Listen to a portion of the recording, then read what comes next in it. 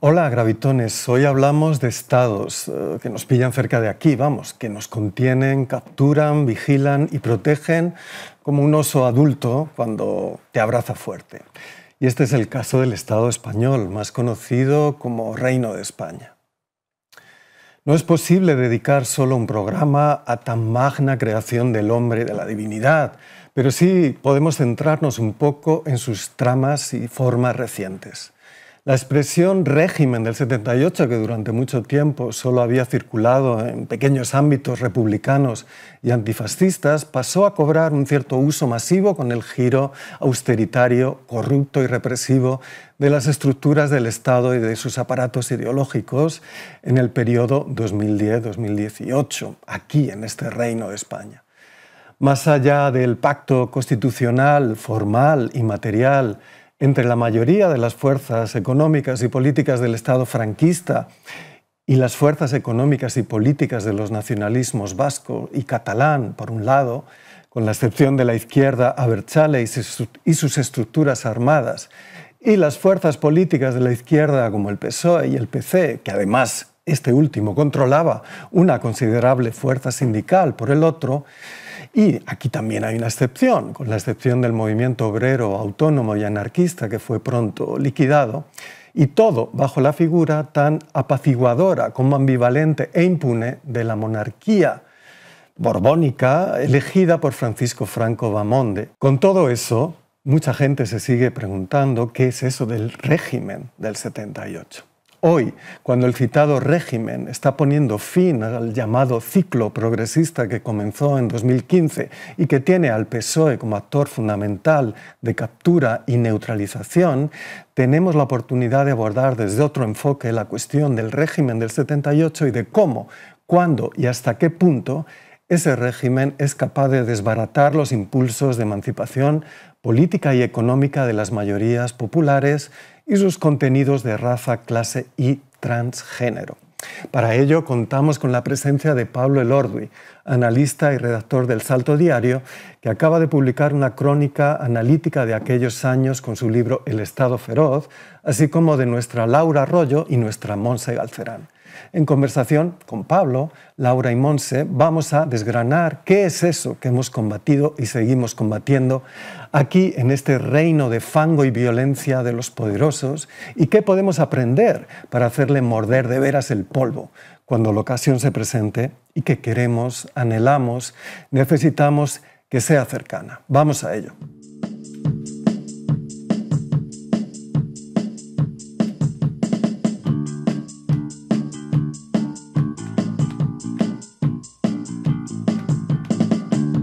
Pues aquí estamos, bien acompañados, porque siempre que hablamos de estructuras criminales y facinerosas, pues es necesario rodearse de gente con buenos antecedentes, sospechosos habituales de la cosa.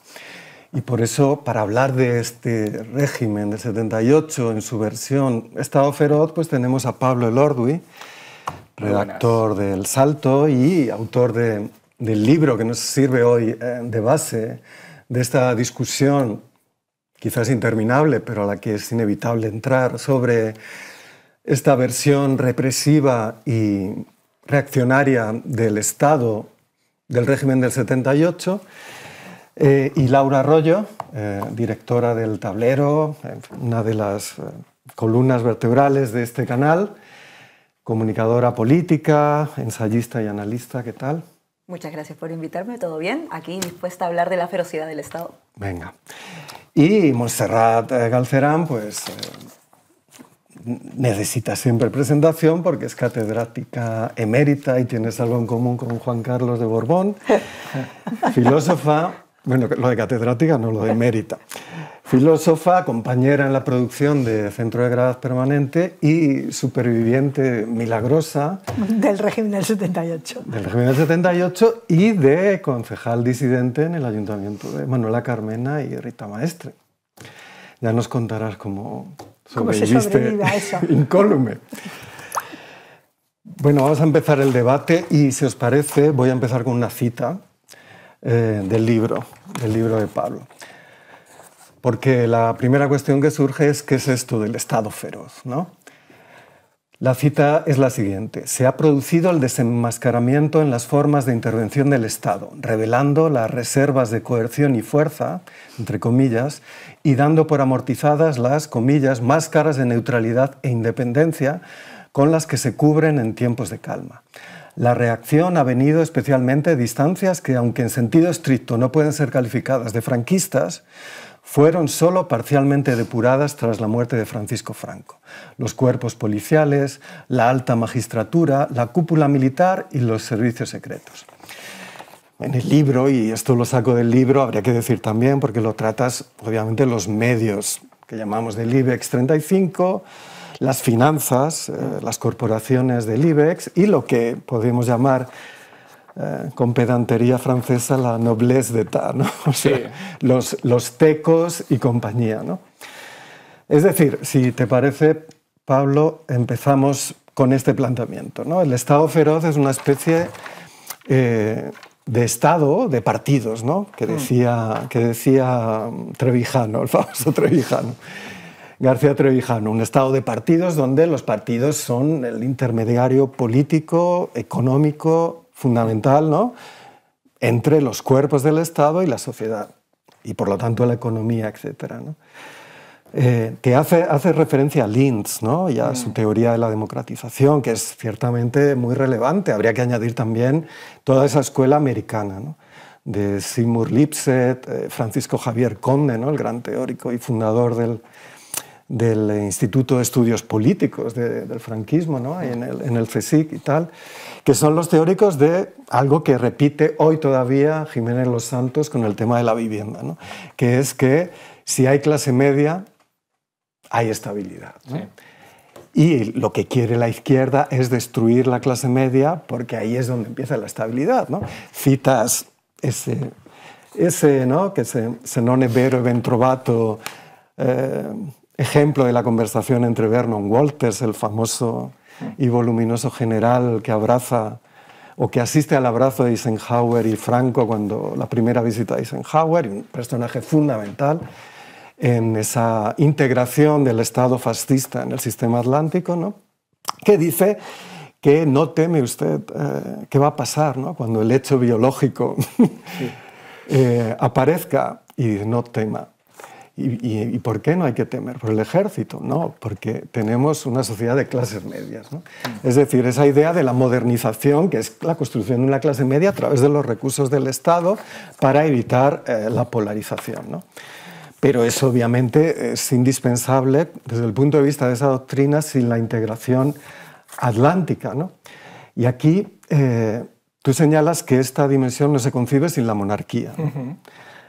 Parece que en España, ¿no? pese a... No, tenemos un PSOE que dice que es republicano, pero bueno, ¿no? ¿por qué no monárquico? ¿no? Igual que la CEDA en la Segunda República, ¿no? eran los llamados posibilistas. Bueno, ya que está la República, ¿no? la aceptamos, ¿no? Falso en ambos ejemplos, ¿no?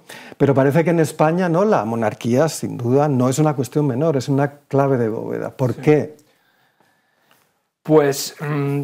a ver, lo puedo plantear primero como una parábola con respecto también a algo que recojo o que recoge el libro, que es ese momento en el que Ana Romero, la autora de Final de Partida, atribuye una frase que dice: el rey se cobra primero y después vienen todos los demás, ¿no? Como parábola, el hecho de que sea esa clave nos está diciendo que no solo que el rey se cobra primero, porque el rey... Se cobra lo suyo. Se cobra... Bueno, en realidad se está refiriendo a la caza, ¿no? Es ese momento en el que además todo lo de la caza del elefante, por la que se desencadena la última crisis del juancarlismo, está en primer plano, ¿no? Pero ellos se están refiriendo a la caza, pero por eso digo que es como algo que metafóricamente o simbólicamente nos puede valer.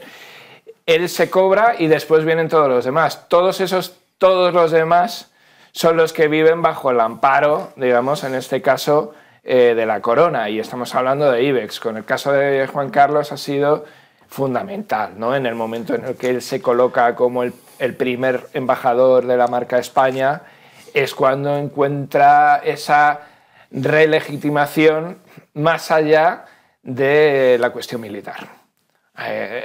A partir de los 90 y de los 2000, en cuanto él empieza a ser una de esas fortunas de alto valor, la agenda del rey, como dice uno de la patronal que luego fueron, que estuvieron en varios sumarios judiciales, la agenda del rey pasa a ser lo más valioso para el sistema.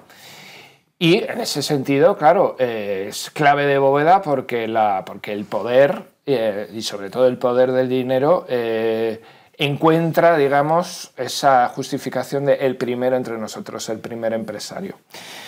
Y luego, ya pasando de ese momento, o pasando, digamos, de ese se cobran todos los demás, hay que decir que también en esa cacería simbólica el resto de súbditos no somos los que se cobran en último lugar, sino somos las piezas de caza, ¿no? Esto hay que tenerlo, yo creo que siempre claro, mucho más a raíz de la crisis económica. O sea, somos nosotros quienes realmente estamos generando ese beneficio para las grandes fortunas, por decirlo sintéticamente. Bueno, pues después de ese momento, digamos, ya hay cosas muy concretas que nos dicen que en la Constitución española esto aparece en una tensión permanente, ¿no? con la idea de pueblo. Aparece en todo el título 2, que es el de la corona, aparece en el artículo 57, que es en el que dice que la corona es hereditaria de los sucesores de Juan Carlos I, es el nombre propio que aparece en la Constitución española, y a partir de ahí, claro, se está generando una estructura inmutable, por lo menos con este texto del 78, y aparece, o por lo menos su sombra va a aparecer siempre en el artículo 8 de las Fuerzas Armadas con la cuestión de la defensa de la integridad territorial, que va antes, en términos, digamos, textuales, va antes que la defensa del orden constitucional. Se pone primero la defensa de la integridad territorial. Entonces, bueno, hay que decir también que en el artículo 117, otra contradicción, cuando se dice esto de que la justicia emana del pueblo, pero se administra, no dice pero, dice y se administra en nombre del rey. Ahí, digamos, podemos poner una adversativa. ¿Qué es esto de se administra en nombre del rey si emana del pueblo, ¿no? ¿Por qué en todos los juzgados de España está ahora mismo Felipe VI disfrazado de magistrado, disfrazado digo porque él tiene, digamos, el traje pero no tiene la carrera, y en los cuarteles aparece vestido de militar, en este caso sí tiene la carrera militar. Es un gran paraguas, digamos, para esas fuerzas de coerción. En el caso de la policía no, pero se sabe, digamos, por encuestas, etcétera, que el partido del rey es el más poderoso dentro de los cuarteles, ¿no? Entendido ese partido del rey como algo muy amplio que agrupa a las derechas y aparte de la progresía, como decías, del Partido Socialista. En ese sentido, sí es el centro, yo creo, de este sistema. Ya remitiéndonos a lo que comentabas de Vernon Waters y de la transición diseñada, Juan Carlos I sabe presentarse como una figura muy útil para el interés de Estados Unidos, que es que no se extienda, en este caso, la llama de la Revolución de los Claveles portugueses. Él sabe, digamos, estar en el momento adecuado, escuchar las señales adecuadas que se le mandan a través de estos embajadores o a través también de otros arúspices, sabe colocarse y, por tanto, él sí que es una figura clave de la transición. Obviamente, en el momento en el que tenga lugar el hecho biológico de Juan Carlos I, pues se subrayará aún mucho más ese papel, pero no cabe duda que es clave, por lo menos en la transición de las élites, que al final es la que triunfa. En el caso de Felipe VI es otro tiempo distinto. Yo creo que ese rey de los empresarios se agota en el momento en el que los empresarios empiezan a tener peor cartel para gran parte de la sociedad, ¿no? Movimiento de los indignados, 15M, no queremos pagar vuestra crisis. Y este rey, digamos, también se adapta a su tiempo en el sentido de que, por lo menos en esos primeros años, su único sentido regio es pasar como un rey austero, que no se va a meter en tantos berenjenales, que desde luego no va a dar escándalos, etc. En este caso él se intenta asociar en todo momento a una nueva idea de la sociedad que surge con la austeridad, aún sabiendo que no deja de ser un Borbón, no deja de ser hijo de su padre, no deja de ser, de momento, heredero de la fortuna de su padre, porque hay que explicar que no se puede renunciar a la herencia en vida según nuestro propio Código Civil. Pues sí, el libro es un libro sobre digamos, los últimos 3 lustros. No es un libro sobre la transición, pero Pablo se remite a todo ese periodo. Pero quedémonos un poco con esta hipótesis bastante confirmada, ¿no?, de que la monarquía, y también la monarquía de Felipe, es una estructura de impunidad política, pero sobre todo de la apropiación de riqueza por parte de unas élites capitalistas y oligárquicas, ¿no? Es decir, la monarquía sirve de absoluta opacidad para grandes negocios de apropiación de riqueza social a través de transferencia de información o a través de directa cobertura de actos delictivos, ¿no?, en los bancos, en las empresas, en los grandes contratos, y el primer ejemplo es el propio Juan Carlos I. Discutiremos, si hay un poco de tiempo, sobre por qué Felipe VI necesita parecer diferente, ¿no? Pero digamos que no puede variar esa dimensión estructural de la monarquía en este régimen y en este estado feroz. Laura, ¿cómo lo ves? Ataca. Voy a coger un poco lo último que decías, Pablo, porque me parece muy interesante. Gracias, por cierto, por escribir un libro como este, porque me imagino que debe haber sido una pesadilla empezar a investigarlo y continuarlo. Gracias también a Centro de Gravedad por traerme a este lado de la mesa. Se ve muy bonito todo desde aquí.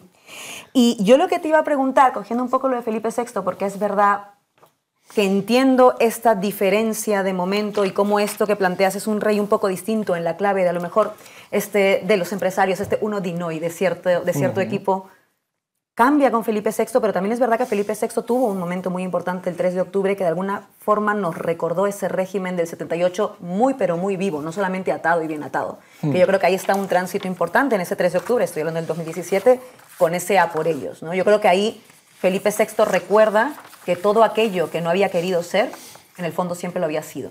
Yo creo que ese es un momento importante. Y ahí quiero ir un poco a mi pregunta sobre la España feliz, que esto es de lo que hablas en el libro. Yo, cuando llego a España, yo de hecho sigo España con mucho interés desde el 15M. Para mí el 15M, que a una generación la politizó, a mí me hizo migrar. O sea, hay una generación que migró y miró España básicamente por ese proceso. Y me parecía interesante porque en efecto España antes parecía ser, no voy a decir que un oasis de cierta tranquilidad ni mucho menos, pero sí de esta suerte de consenso, de espacio que había logrado llegar a la democracia sin violencia, como se suele decir, que nos recuerda, por cierto, esta vinculación que también haces en el libro con el Chile de la Concertación, que para quienes no lo sepan, es ese periodo en el cual hay una coalición de partidos de diferentes tendencias, pues todas izquierda, centroizquierda, centroderecha, liberales, en fin. Este proceso de consenso, de hemos llegado a un acuerdo. Claro, de pronto con el 15M esto se agrieta o se muestra la grieta de esa falsa transición modélica. Y aquí es donde entra mi pregunta, la idea de lo que hablas de, se acaba un poco la España feliz, ¿no? Se acaba la España feliz con ese 15M. Ahora, también es verdad que da la impresión de que ese 15M está al menos temporalmente neutralizado. Sí. Al menos temporalmente, no sabemos bien qué va a pasar. No ganó, rompió algo, creo que las cosas no van a ser nunca más iguales y eso sin duda es una victoria en sí misma, a mí me parece en términos políticos, pero sí te preguntaría por lo que queda en ese retorno de esa España feliz, vale decir, esta lógica del consenso como vía para sostener un tipo de sistema, una tipo de arquitectura de poder directamente, ¿no? Ese consenso lo seguimos viendo ahora de forma hegemónica, por ejemplo, por los partidos de gobierno. Y encontramos esa diatriba o esa paradoja o incluso esa contradicción, esa pugna con las extremas derechas, pero ya no con el sistema en general. El régimen pareciera que en eso ha conseguido como lamirse las heridas. Entonces, ahí es donde planteo la pregunta. ¿Ya no es posible esa España feliz o por el contrario se ha reforzado, con lo cual también se refuerza el Estado feroz? No es posible desde el momento en el que la precariedad es la tónica dominante de nuestras vidas, ¿no? De las vidas de las mayorías de esas personas a las que antes me refería como las piezas de caza, de la cacería, digamos, de los ricos, ¿no? Eso también, digamos, relacionado con eso que se ha llamado la secesión de los ricos. Esa separación completa que en el libro también cojo como ejemplo, ¿no? esa huida a tierras soleadas de Ferrovial, ¿no? Ellos se quieren separar, digamos, ellos quieren simplemente tomar el beneficio máximo posible y el máximo posible, digamos, por un sistema que quiere que sea muy alto ese beneficio. Estamos en momentos en los que las ganancias de las grandes empresas del IBEX 35 no han parado de crecer en este tiempo, ¿no? Los grandes bancos están viviendo su Belle Époque, entre otras cosas, por la reordenación bancaria que sucede a esa crisis económica. Entonces, no vuelven esos tiempos felices, digamos, en los que es posible meter la precariedad debajo de la alfombra. Esto no quiere decir que, además yo lo comento en el libro, como de una forma, intento que se vea la ironía de la expresión de España feliz, en que eso no estuviese presente, ¿no? Hay un informe de James Petras que una década antes de que estalle la crisis inmobiliaria ya está advirtiendo de que las condiciones de precariedad del no future de muchas de esas generaciones tapadas, digamos, en sus recorridos vitales por contratos basuras, etcétera, enterrados en ese tipo de contrataciones, va a hacer que eso dé lugar a una generación perdida. No me acuerdo cómo lo llama Petras. Él no habla de un levantamiento como puede ser el 15M, pero yo creo que sí que prefigura lo que pasa después del 15M y que explica también en gran parte su derrota. Y que lo hemos contado en otras ocasiones, ¿no? 2011 es ese año de eclosión, 2012 es el año en el que se produce mayor migración de personas de fuera, o sea, a países de fuera, ¿no? El típico, me voy a poner copas a Londres porque aquí ni siquiera poner copas me está permitiendo vivir. Y esa gente, digamos, que en el 15M se manifiesta en gran medida como desde unas posiciones de clases medias de yo tenía un título y ahora esto es papel mojado. Porque, y aquí repetimos siempre la otra parte de la fundamental, porque el beneficio de las empresas está siendo tan desmesurado a través de la vivienda, de la devaluación salarial, etcétera, que está ahogando, digamos, a aquellos en los que se debe basar cualquier sistema para tener, digamos, un funcionamiento armonioso. Eso genera protestas y genera al año siguiente salidas. La lógica del consenso ha quedado rota en ese momento, ¿no? Queda rota a partir de la crisis económica. Es lo que hemos llamado cultura de la transición, bueno, que llamó, digamos, Guillem Martínez en un libro que aparece por esas fechas y que se teoriza bien. Esa enfermedad del consenso tenía un aparato cultural muy importante y muy exitoso, hay que decirlo, ¿no? A partir de cierto momento hay un nacionalismo banal, una españolidad banal, digamos, triunfante, que ni siquiera, digamos, es contestada por parte de la izquierda, ¿no?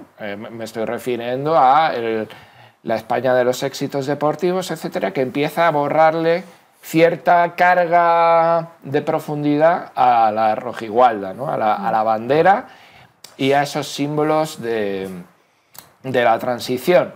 Incluso en la transición, esto es la nota al pie requerida, en la transición hay una renuncia por parte de las fuerzas hegemónicas de la izquierda a hacer un conflicto de esa bandera.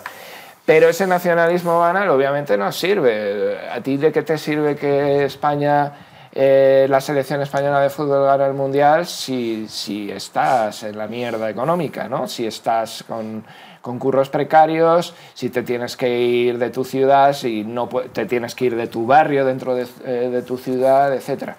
Y ahí cortocircuita, obviamente, toda esa cultura de la transición, cortocircuita todo ese consenso Y lo que queda es lo que ya se había esbozado, que es la respuesta neocon, que a partir de, digamos, las guerras contra el terror después de 2001, está generando cultura todo el tiempo, está generando, digamos, sus propios canales de televisión, sus propios medios de comunicación, sus propias estrellas, ¿no? Hemos mencionado a Federico Jiménez Los Santos, ¿no? Es ese momento en el que empiezan a ser tan referenciales esas figuras.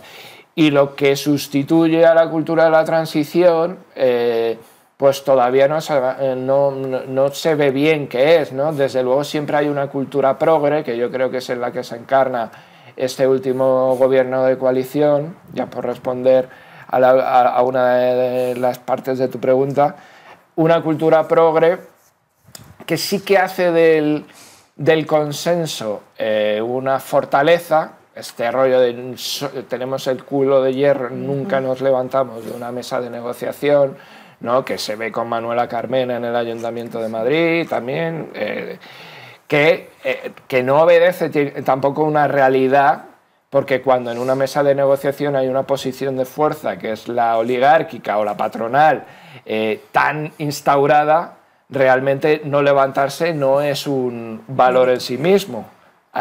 Digamos, volvemos a lo de antes, hay que romper cosas. Lo que pasa que, bueno, estamos, digamos, en una situación, yo creo, de interregno, en la que no existe esa otra cultura progre, o es muy débil, o sigue funcionando con los tics de la cultura de la transición, lo que es muy perjudicial para ese propio proyecto de la cultura más progresista, y la situación económica es compleja en el sentido de que, aunque estemos en una devaluación salarial permanente, sí que se han reacomodado en gran medida las expectativas de la clase media, se han reacomodado a la baja, por desgracia. Y entonces, ese me quede como estoy, ese mal menor, sigue, digamos, funcionando como un motor atemorizador a la hora de plantear quiebras totales, rupturas totales con el proyecto de gobierno, que es bastante circunstancial, pero que es, digamos, lo que está operando ahora mismo. Sí, habría que tener en cuenta también, digamos, que lo que produce, y eso no sé si estaréis de acuerdo, el 15M y ese nuevo ciclo político, es que se acaba la cultura de la transición. Sí, ¿no? sí. ¿Quién reivindica la cultura de la transición? Muchos personajes públicos, ¿no? Extoxicómanos oficiales o reales, ¿no? Que dicen lo bien que se estaba, ¿no? No vamos a dar nombres, pero quienes hicieron apología desde la derecha de la cultura de la transición han pasado a la reivindicación del franquismo. La verdadera felicidad era los años 60 y 70, ¿no? Mejor. Sí. Bueno, aquello era una cosa que decían, lo de con Franco estábamos mejor, pues lo más fringe, ¿no? Blas Piñar y tal, del 20N. Esa señora famosa de aquel documental, ese tipo de gente. Pues esas señoras ahora, como el señor Smith de Matrix, se ha multiplicado y están por todas partes, ¿no? Es decir, que hay una ruptura realmente del pacto cultural, y esto es muy interesante. Montse. Sí, bueno, yo la verdad he leído el libro con mucho interés, me ha gustado mucho. Creo que haces un esfuerzo increíble por contarnos cosas de las que sabemos, pero que no están hiladas en nuestra cabeza, ¿no? Entonces yo quería preguntarte un poco por una tesis que planteas muy al principio del libro, que es la de que no hay un deep state, o sea, un estado profundo, debajo del estado oficial, por decirlo así, sino que todo se produce sobre el mismo plano. Es decir, todo este tipo de, podríamos decir, de artimañas, de gestos, de trampas, etcétera, etcétera, no es que estén escondidos, están a la vista. Sí. Lo que ocurre es que la ciudadanía, que por lo general no estamos todo el día pendientes de qué es lo que ocurre, nos falta como la memoria, la atención suficiente como para hacer esas hiladas, para seguir esos hilos. Y entonces nos perdemos un tanto, ¿no? Es decir, esa idea me parece muy interesante. O sea, no es que haya que ir a una recámara secreta donde resulta que unos cuantos espíritus del mal están fraguando nuestra perdición, sino que luego querría también entrar un poco en esos personajes. Todas estas cosas están a la vista, ocurre a la vista. Tú tienes noticia diariamente de si este, de si el otro, de si tal, ha pasado esto, el juicio, no sé qué. Pero, como te digo, te falta esa mirada a medio o a largo plazo, esa continuidad, ¿no? Entonces ahí, primero, esa idea me parece muy interesante porque elimina esa especie de miedo a la conspiración, ¿no? Es que hay una conspiración de los poderes maléficos. Sí. No sé si te leo bien, pero yo diría, no hay poderes maléficos, sino que actúan a plena luz, bueno, menos los servicios secretos, pero incluso de ellos se pueden saber bastantes cosas. Pero, sin embargo, la labor de información, digamos que lo oculta por sobreexposición. Y entonces, claro, eso tiene que ver, por una parte, con el papel de los medios. No sé si podrías un poco hablar un poco más de eso, ¿no? El papel de los medios, y por otra parte, como para las personas, digamos, usuarias de medios, aquellos que leen, porque todo el mundo se informa a través de medios, redes o lo que sea, se produce un fenómeno que a mí me parece un poco peligroso, que es el fenómeno de tú lees aquellos medios que son de tu confianza. Te informas a través de los medios de tu confianza. Pero eso refuerza la burbuja en la cual vives. Con lo cual, al final, resulta que hay una serie de usuarios, de espectadores, de oyentes, repartidos por franjas más o menos de confianza con sus medios, que consumen justamente una determinada información y que tampoco te permite tener esa visión conjunta. Sí. Entonces, a mí me llama mucho la atención que en una sociedad como la nuestra, tanto la política como los medios de información se basen en un afecto, que diría Spinoza, tan deletéreo como la confianza. En un mundo en el cual nadie se fía de nadie. Totalmente. Entonces, ¿no te parece como una especie de paradoja extraña? Sí. Sí, yo lo que quería decir con esto de no existe un deep state, en efecto, es desterrar esta idea de vamos a buscar al Deus Ex Machina, vamos a destapar la nueva logia P2, etc. No, o sea, yo creo que el conspiracionismo, hay otra de las citas del libro, ¿no? Es una mezcla entre excesivo escepticismo y excesiva credulidad, ¿no? Una combinación entre intentar ser muy sagaz y acabar siendo completamente estúpido, ¿no? Entonces, realmente opera a la luz del día, y opera, digamos, a la luz del día lo que es puro estado feroz de modificación legislativa, ¿no? Lo vimos con la ley Mordaza. Aquí, digamos, esto es una votación del Parlamento con una mayoría absoluta que decide que los periodistas tienen que tener limitado su derecho a la libertad de información, por ejemplo, entre otras muchas disposiciones de esa ley. Y eso ha operado, digamos, con el refrendo del voto popular en las elecciones de 2011. Sí obviamente hay tramas corruptas, entonces eso, digamos, y obviamente implican a agentes del Estado. Pero ahí sí que creo más sugerente la idea de esto que uno de los tesoreros del Partido Popular, Álvaro Lapuerta, insinuaba, ¿no? Esto de tómate un café con no sé qué. Se funciona en una lógica de sobreentendido. De la concesión administrativa, porque la gran corrupción está todo, digamos, en las infraestructuras, en la corrupción a través de las adjudicaciones y en el propio trabajo previo de esos técnicos del Estado, de esa nobleza del Estado que hace un aparato burocrático a la medida de las grandes empresas, llámese G8 de la constructora, ¿no? Por ejemplo, llámese Repsol, Iberdrola, etcétera, etcétera. Ahí se está generando, digamos, una complicidad, un guiño, algo que no podemos achacar a una conspiración en la sombra del tipo un castillo medieval. Podemos hablar de una inercia. Y esa inercia es lo más difícil de romper, porque si fuera realmente ir a perseguir a 10 personas de un colectivo, llámese colectivo Forja, etcétera, para un gobierno, digamos, de cambio sería incluso sencillo, ¿no?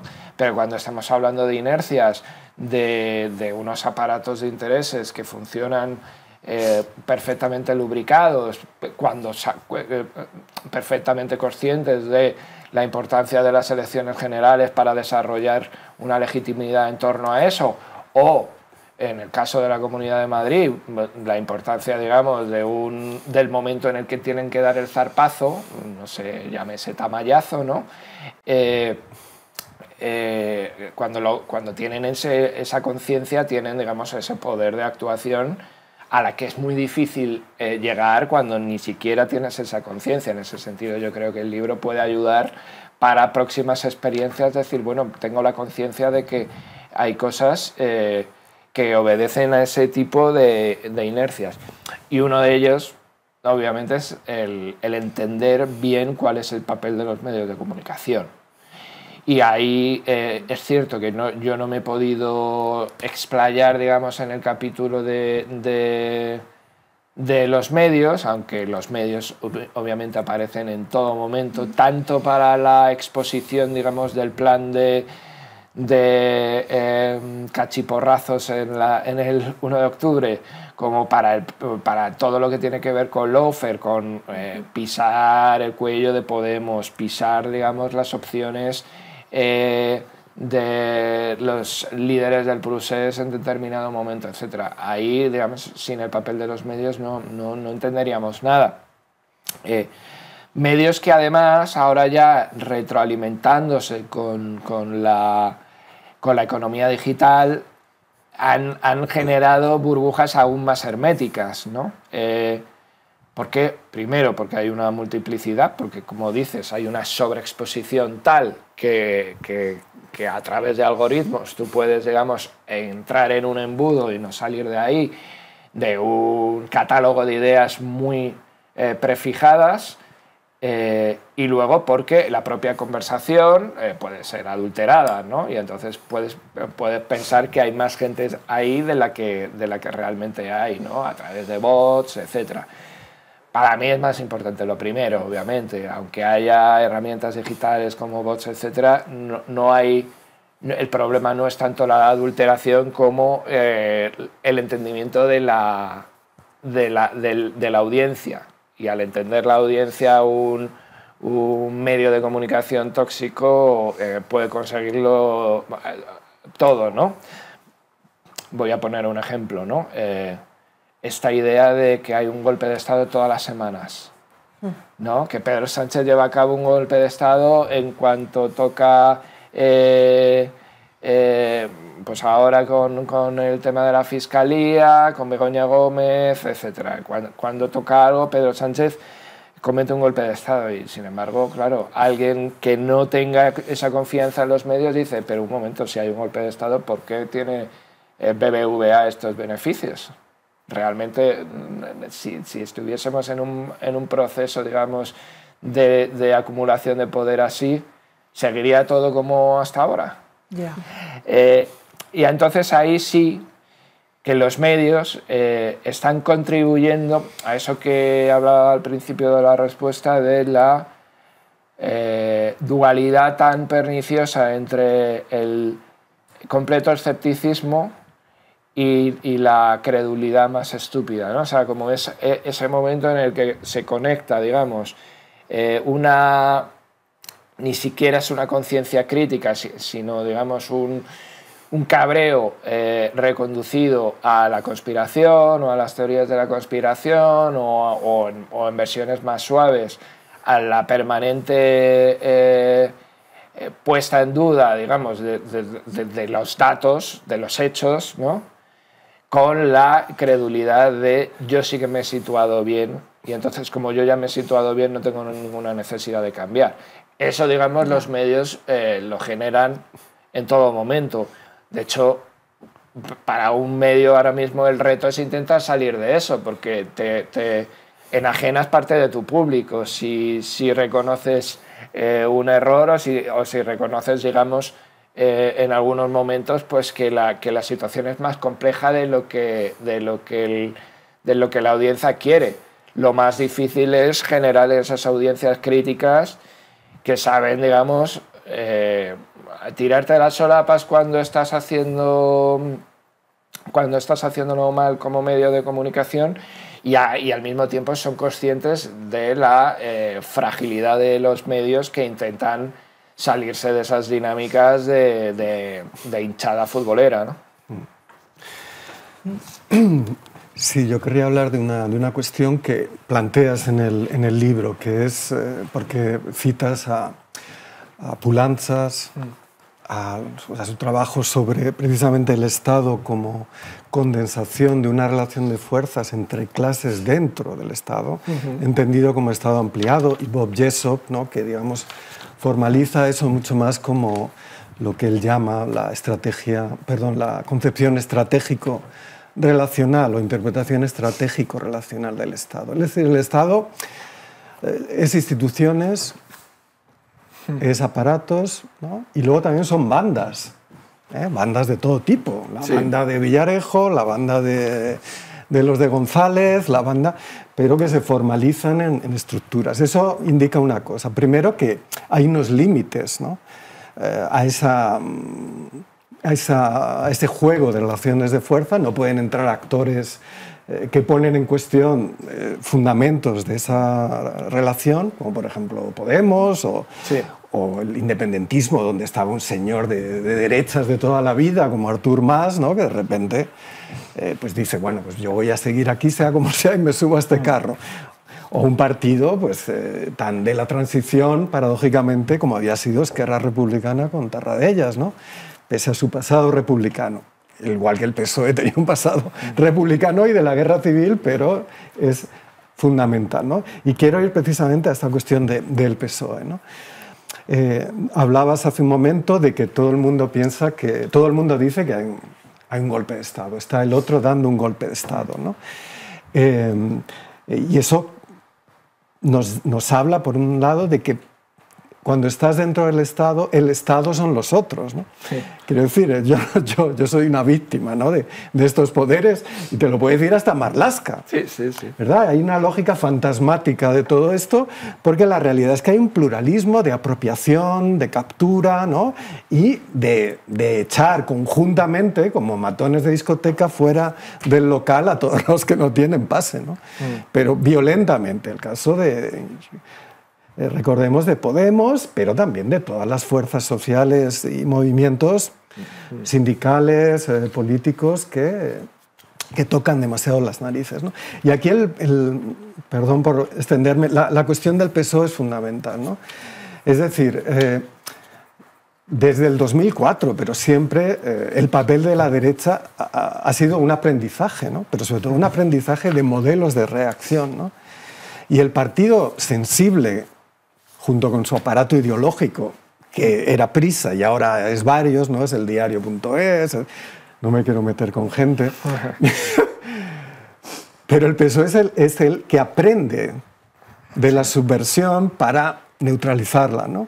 Es decir, es el elemento elástico, planteo, no sé si estás de acuerdo, elástico y de captura, ¿no? Pero hay un cambio, ¿no? Yo creo que lo detallas bien en el antiguo PSOE, porque una cosa es, Montse, tú te acordarás, aquel Felipe González que citaba al Althusser, que estaba por la pareja abierta y tal, mientras tenías a los del PC, a los de la extrema izquierda, que eran unos rancios, que decían, por ejemplo, que si mi pareja se va con otro lo consideraría una traición al socialismo. y de la homosexualidad que se curaría con el socialismo. Eso decían muchos. Mientras que Felipe González, es decir, para ese cuadro de la transición era un elemento perfecto. Ahora bien, para esos elementos que van surgiendo, la insumisión y no digamos ya el movimiento global, etcétera, hay un PSOE completamente reaccionario. Sí. Y quizás el 15M surge precisamente porque no hay esas figuras dentro del Partido Socialista hasta que surge Pedro Sánchez, ¿no? Es decir, el PSOE es el partido que produce esos comodines, ¿no? En el sentido sí. de las cartas, ¿no? Esos jokers que pueden hacer cualquier tipo de función y que son absolutamente necesarios, porque sin un Pedro Sánchez, o sí, sin un Zapatero que dice no os defraudaré y que realmente legitima los escraches y las concentraciones anticonstitucionales en el día de reflexión por la matanza de Atocha, responsabilidad del PP, no habría habido gobierno socialista. Y eso no se lo perdonan dentro del juego de los partidos, ¿no? ¿Tú cómo piensas, digamos, que es ese papel del PSOE, primero, y luego, en segundo lugar, ¿cómo podría, porque yo creo que eso nos interesa a todas, cómo podría romperse ese papel del PSOE? Es decir, es necesario, planteo, no sé si estás de acuerdo, que el PSOE, como en los tiempos de la República, se divida para que el Estado feroz no se reproduzca ad infinitum. Pues, a ver, está esa denominación, ¿no?, del PSOE como Ministerio de la Izquierda, que me parece correcta, de Isidro López, ¿no? Que además, en términos actuales, digamos, es de concentración absoluta. El PSOE exige la concentración, digamos, de la izquierda, digamos, en un proyecto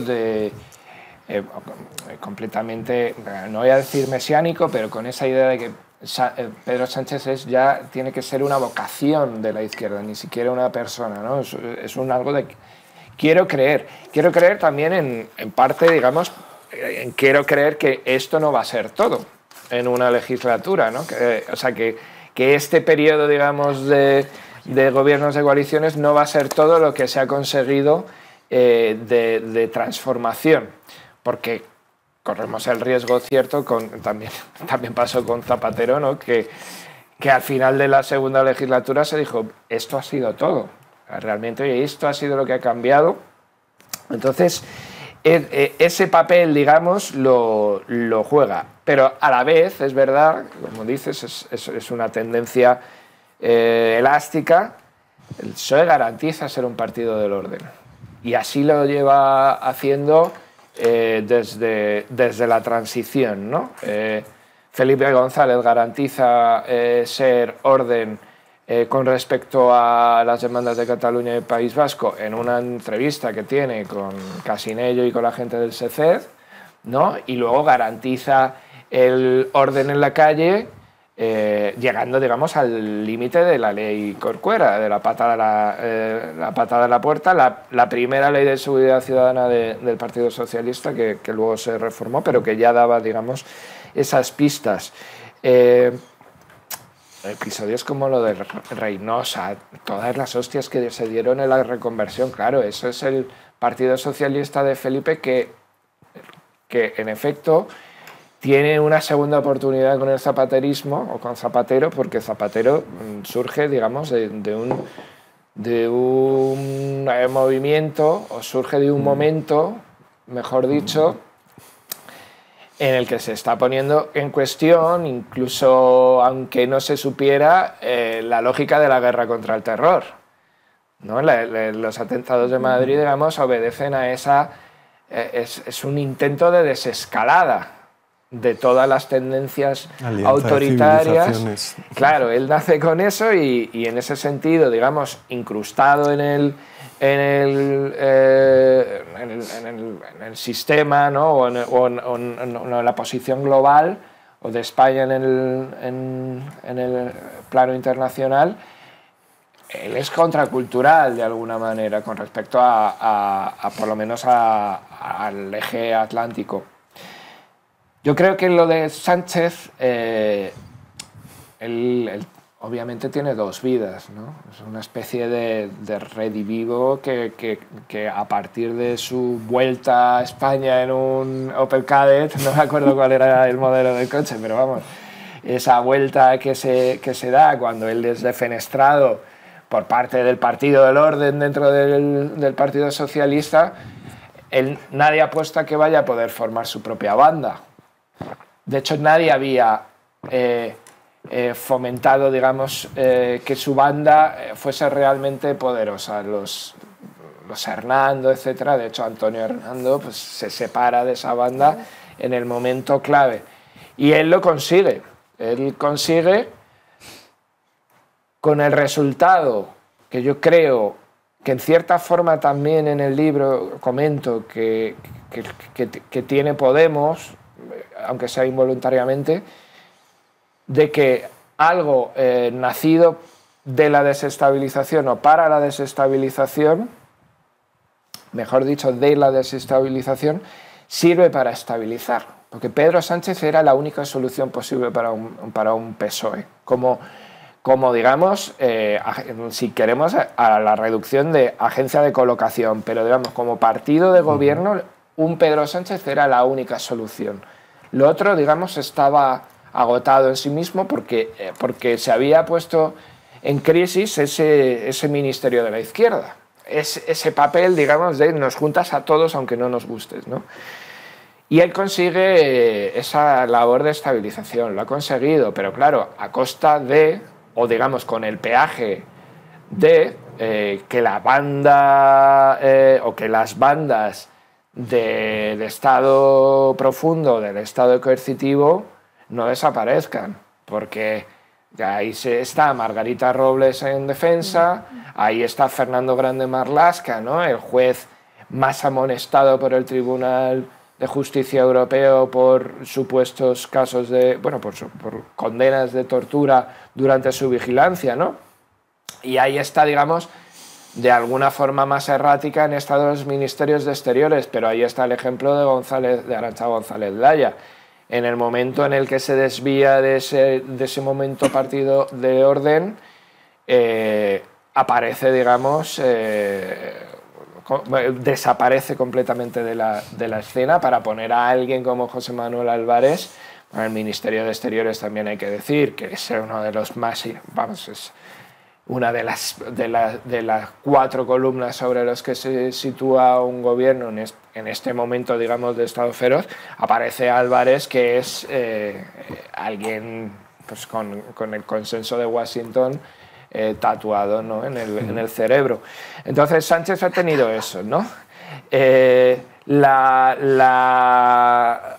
fortuna, que se lo ha currado, vamos a decir, la fortuna de aparecer como el grado mínimo de desestabilización posible para satisfacer cierta demanda de agitación, de rebeldía, etcétera, etcétera, encabezar, digamos, ese ministerio de la izquierda, esa casa común que nadie quiere, pero que tanta gente soporta o soportamos, y a la vez preservar, digamos, el momento del orden. La historia dirá que al final, cuando se termine esta legislatura, o si, en el caso de que no salga reelegido, pues llegaremos a ese momento de todo esto, toda esta agitación, etcétera, para estos magros resultados, ¿no? Magros resultados, digamos, de las clases populares, no, como repito, de las grandes fortunas, que son las que obtienen récords cada año. Sí, veremos. Yo pienso que ese comodín, que ese Joker, está acabado. O sea, que el Joker Sánchez ya no puede jugar más cartas, precisamente porque estamos hablando de tocar los dineros y de cuestiones de redistribución y de lucha de clases. Y ahí es donde el PSOE nunca ha podido funcionar, ¿no? Es sobre la representación de la lucha de clases, aprovechando coyunturas más que sobre una cierta dirección de esa lucha de clases. ¿Puedes decir algo sobre esto, Laura? Yo tengo una duda sobre esa hipótesis, sí. O sea, no tengo tan claro que el Joker Sánchez esté amortizado, por cogerte el término. entre otras cosas porque siento que para que eso ocurra, así como para que la cultura de transición del todo sea borrada y superada, tiene que haber algo que la supla y que no estamos todavía en ese algo que la suple, siento que el Joker Sánchez también tendría que tener algo que lo supla. Peor o mejor, pero algo que lo supla, para que esté de alguna forma neutralizado. Y yo tenía pensado una pregunta que me voy a volar y voy a hacer otra, a partir de esto que estabas diciendo, porque me parece muy interesante. Esto que planteabas de cómo Sánchez como elemento disruptivo de alguna forma evidenció este momento de desestabilización que estaba viendo, supo protagonizar el momento y por tanto salir ganador de ese momento contra todo el aparato del PSOE, que es el partido, un partido de orden y a mi juicio el partido de régimen, el gran partido de régimen del 78, por volver al tema también del libro Las cloacas y el lofer y tal. Pero alguna vez, esto lo ha contado Iglesias en más de una ocasión, alguna vez cuando hubo las primarias y gana Pedro Sánchez en el PSOE, le dijeron que había ganado Podemos esas primarias. Hombre, sí, yo diría que Iglesias en concreto, Iglesias no lo diría, y creo que también el 15M. Y por eso cambio la pregunta que tenía pensada, porque habías mencionado cómo, pese a ser un elemento disruptivo, de todas maneras tuvo que tener determinados anclajes con personajes como Margarita Margarita Robles, es normal que me confunda, Margarita Robles con Fernando Grande Marlaska, estabas comentando también del Ministerio de Asuntos Exteriores, y me hace recordar el periodo en el que se estaba gestando de alguna forma el primer gobierno de coalición, que ya de por sí habían pasado 4 años, 4 repeticiones electorales, parecía inviable porque no quería el Estado feroz que entrara una fuerza como Podemos al Consejo de Ministros. Cuando esto ocurre, recuerdo que había un debate en la agenda pública muy importante sobre los ministerios que podrían tocarle a Podemos si es que lograba entrar al Consejo de Ministros. Obviamente, no había ministerios que eran intocables por Podemos, ¿no? Sí. Estos eran Hacienda, Economía, Interior, Defensa, Exteriores, precisamente. Y recuerdo, por ejemplo, cuando lo del CNI, como también hubo una llevada de manos a la cabeza por parte de estos medios de comunicación de régimen, partidos de régimen, jueces de régimen y todo lo que sabemos que viene con este matoste. Es decir, el Estado feroz siendo muy feroz con respecto a todo esto, ¿no? ¿Por qué recuerdo esto? Porque, claro, ese debate en la conformación del segundo gobierno de coalición ya no existe. Nunca hubo un debate, primero, sobre que iban a entrar o no al Consejo de Ministros, porque ya se había normalizado que iba a haber un gobierno de coalición. Pero tampoco hubo un debate sobre, ahora queremos estos otros ministerios. No quiero que me des solamente consumo, que te lo has creado para dármelo. No quiero que me des solo vivienda, no quiero que me des solo derechos sociales, etc. Quiero que me des ministerios de Estado, ¿no?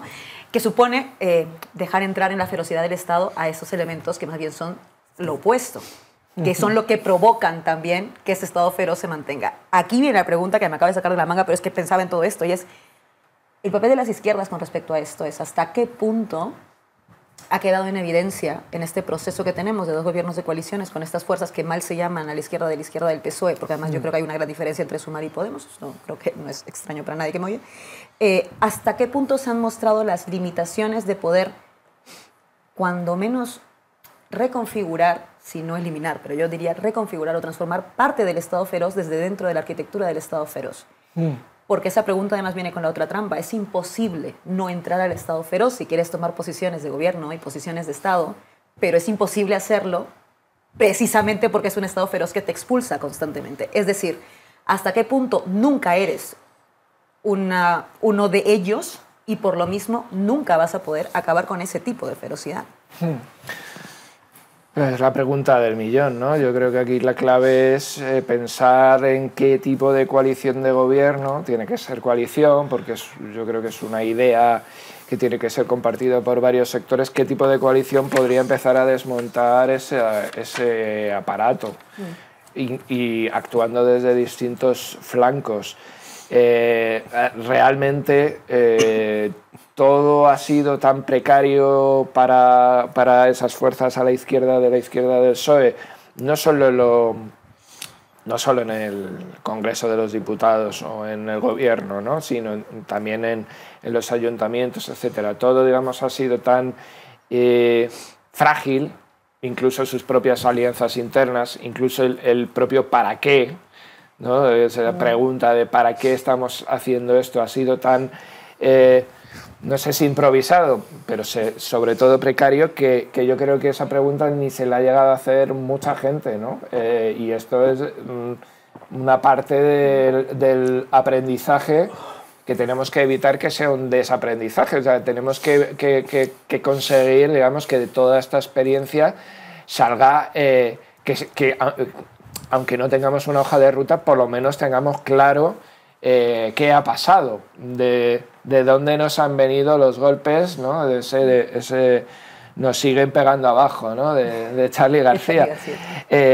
Ahí la cuestión es si como fuerza de coalición entiendes que puedes sobrevivir, pues eso, arañando algunos ministerios de prestigio, porque pues, Sanidad es un ministerio de prestigio, pero sin tocar, digamos, una estructura real que puedan ser. Me puedes decir, no, es que tenemos a magníficos técnicos y técnicas, podemos ir a Economía y Hacienda y podemos dejar policía y Fuerzas Armadas para una segunda acometida. Bueno, me parecería una estrategia, por lo menos una estrategia, ¿no? Es decir, vamos a hablar primero de redistribución, vamos a hablar primero de llegar a una democracia económica desarrollada, etcétera, y luego vamos a ver qué ha pasado con estas fuerzas y cuerpos de seguridad del Estado. Probablemente sin hacerlo todo a la vez va a ser más difícil aún, pero podría ser una estrategia. Si no llegas a eso, porque dices, y obviamente porque tus fuerzas han menguado y entonces en la mesa de negociación tienes menos poder, estás, digamos, formando parte de ese momento de agotamiento, estás dejándote arrinconar, ¿no? Que yo creo que es lo que ha pasado. Se aceptó, digamos, en la primera experiencia del gobierno de coalición, porque se había llegado a una repetición electoral que no era deseable, porque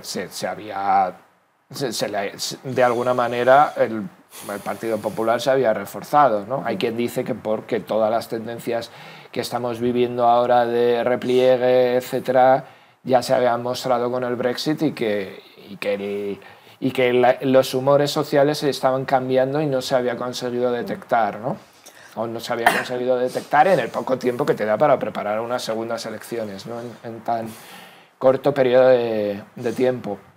Entonces, esa primera decepción que supone los primeros ministerios dentro del gobierno de coalición, esos derechos sociales, etcétera, suponen una pequeña decepción con respecto a las propuestas de máximos que también protagoniza Pablo Iglesias, ¿no? Esa primera decepción yo creo que también sirve para un modo de autojustificación pero si somos una banda, hay un peligro en pensar que tú estás menos preparado porque nunca has estado ahí. Claro, y es lo que decíamos antes, es verdad, no conoces esos tics, no conoces esas inercias, pero es que tu labor es conocerlas lo máximo posible, pero sobre todo rechazarlas. Y si no consigues hacer las dos cosas al mismo tiempo, pues te vas tú mismo subalternizando, te vas como proyecto, digamos, vas perdiendo capacidades y pierdes capacidades, pierdes también la fuerza de apelación a aquellos cuadros que se decían antes o a esas personas que dentro del Estado sí que te podrían ayudar, porque también hay gente, digamos, funcionarios, etcétera, que están en contra del bipartidismo, ¿no? Y lo que vemos en este momento, yo creo que es ese languidecer, ese desencanto de las propias bases intermedias, vamos a decir, que podrían decirte, no, vamos a seguir porque necesitamos, si queremos de verdad que haya transformación, necesitamos llegar a esos ministerios importantes, etc. Y luego, yo creo que no nos podemos dejar lo importante, pero ya para finalizar esta pregunta, que está muy bien cambiar el BOE, y todo esto, digamos, que hemos hablado antes, es de cambiar el BOE, pero no se puede perder de vista que el otro impulso es el fundamental, porque es el que al final a ellos entendido como Estado feroz, más les atemoriza, Porque a ti, o a tu partido, o a tu fracción, o a tu banda, van a saber, digamos, cómo ponerte el pie en el cuello, agasajarte, van a combinar materiales. Pero toda una ola de demanda de transformación no es tan fácil de hacer. No es fácil de hacer ni siquiera, digamos, en cuestiones sectoriales. O sea, no es fácil de hacerlo con los sanitarios cuando están organizados, con las maestras y maestros cuando están organizados. No es fácil de hacerlo cuando los movimientos de vivienda se organizan. Mucho más fácil cuando es reducido y cuando además tu propia mentalidad te lleva a que solo el BOE cambia las cosas. No, esto hay que volver a decir que no es así, que no solo el BOE cambia las cosas. Sí, porque habría que pensar también hasta qué punto en el Estado moderno y en el Estado espectacular la ley se enuncia, se legaliza, se publica el BOE, pero no se cumple. También. ¿Vale? ¿Por qué? Quien vigila la ley, el cumplimiento de la ley, son dos aparatos de ese estado profundo que están llenos de personajes que aparecen mucho en el libro, Montse. Sí, a mí, bueno, yo quería poner un poco una nota de color en ese debate que es así como un poco abstracto y muy serio y tal y cual, porque en tu libro hay una serie de personajes que aunque los conocemos, pero que son muy interesantes.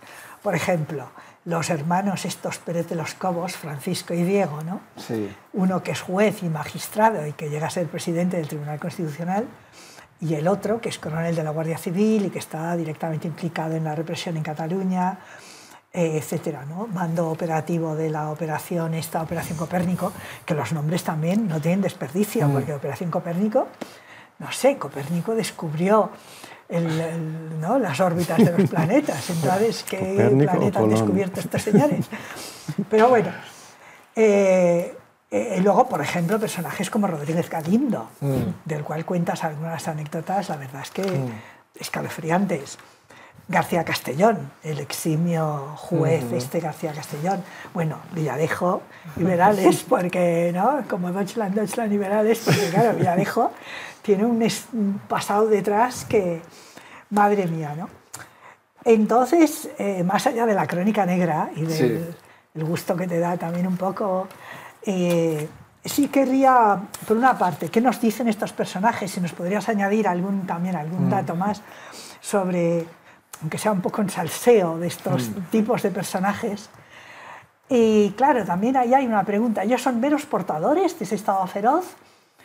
¿Personalizan ese estado feroz? ¿No le dan también como un poco de picante, como un poco de algo más? Total. A todo eso, ¿no? Porque no son solamente estructuras que se reproducen, que están ahí, sino que, claro, también están encarnadas en un tipo de personal que, no sé, que oscila entre el sadismo, la maldad,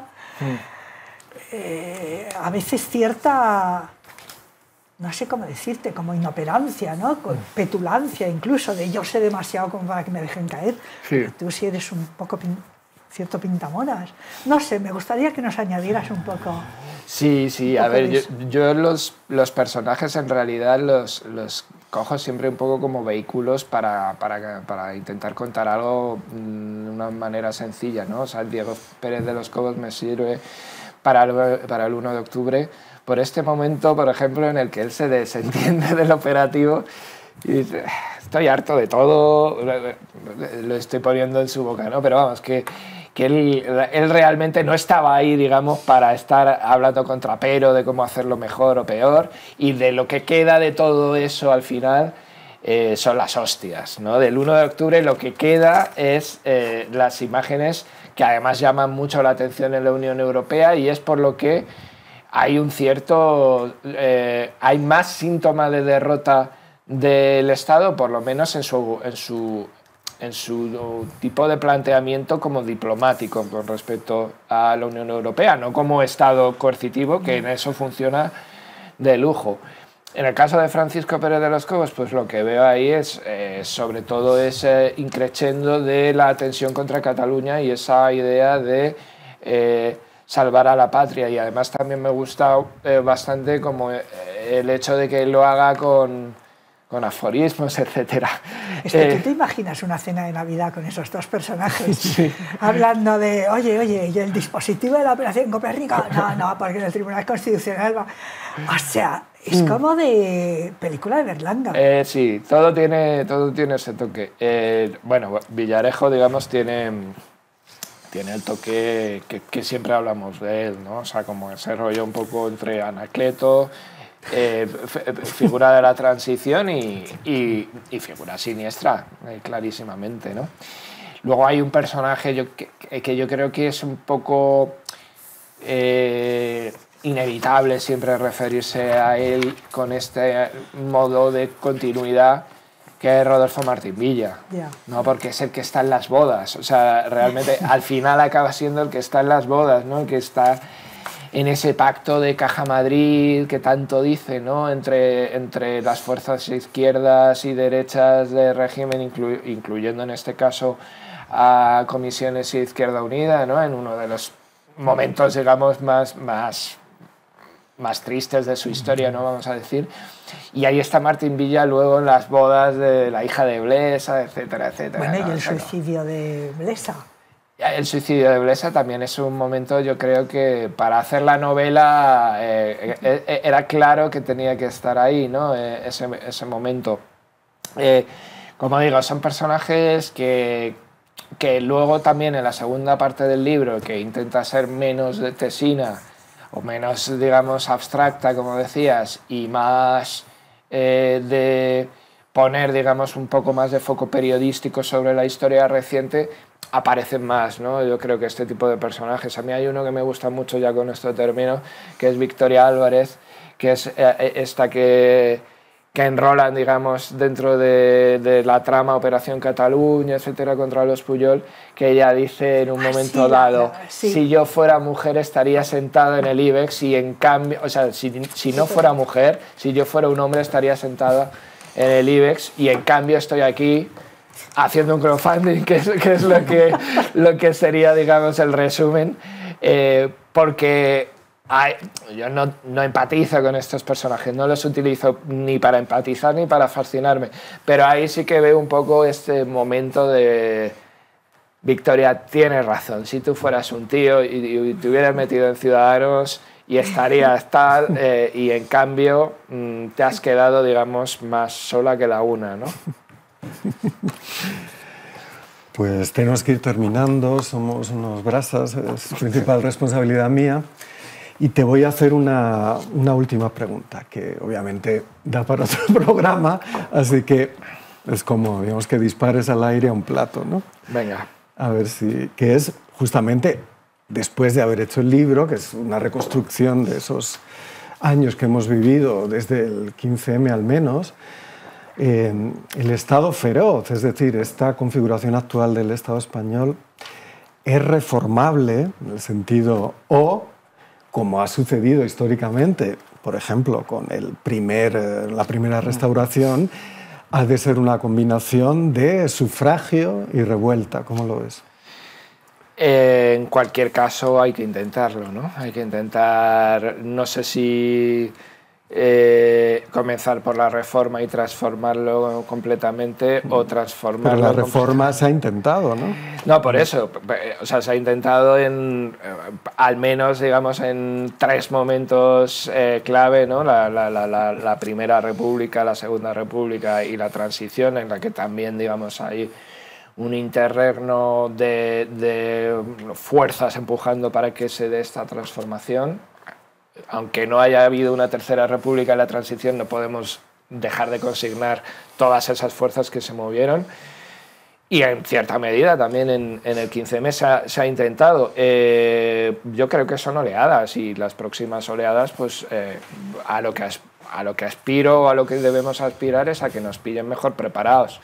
Yo también por eso hago el libro, por eso también leo a quienes piensan no solo que es posible, sino que hay que prepararse para ese momento.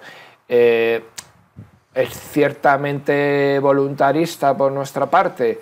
Sí, pero bueno, es que lo otro es también meter un poco la cabeza en el horno y esperar, digamos, a que las olas de recesión nos pillen un poquito mejor situados con respecto al de al lado y no hacer nada. Pero como decía antes, para transformar las cosas ya se hace, digamos, desde asambleas de barrio, ya se hace desde Ateneos, ya se hace desde las protestas por los servicios públicos.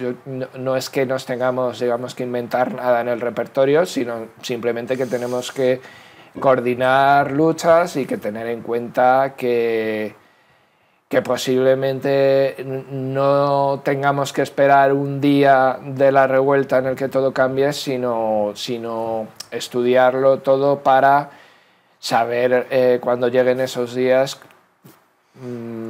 por dónde ir, ¿no? Como hizo, y aquí perdona el guiño Montse, pero como hizo Carmena en el Ayuntamiento de Madrid, ir rodaja a rodaja, consiguiendo, digamos, tus objetivos. Pero no contra los tuyos. No contra los tuyos, no, por eso. Y rodaja a rodaja contra los otros, en este caso, ¿no? Exactamente, el famoso método del salchichón de Matías Rákosi, el tremendo estalinista húngaro.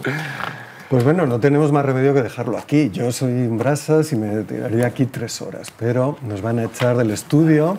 Esperemos no haberos aburrido, yo creo que no, porque el tema es maravilloso, suculento y en pepitoria. Pero os emplazo precisamente a leer el libro, a discutirlo y a tratar de estos temas que son absolutamente urgentes. Decía Pablo ahora mismo que no podemos meter la cabeza en el horno para hacerla como una cabeza de cerdo o para, en fin, quitarnos la vida, sino todo lo contrario. Tenemos que precisamente aprender de estos errores porque no está precisamente el mundo para esperar nada, sino precisamente para determinar ese tiempo. Así que muchas gracias, Pablo. Gracias a Enhorabuena vosotros. por el libro. Y muchísimas gracias a Laura, esperemos que no sea la última vez, en el comienzo de una larga relación. Y a Montse, pues nada, que eres una superproductora. Y nada, hasta la próxima, chao.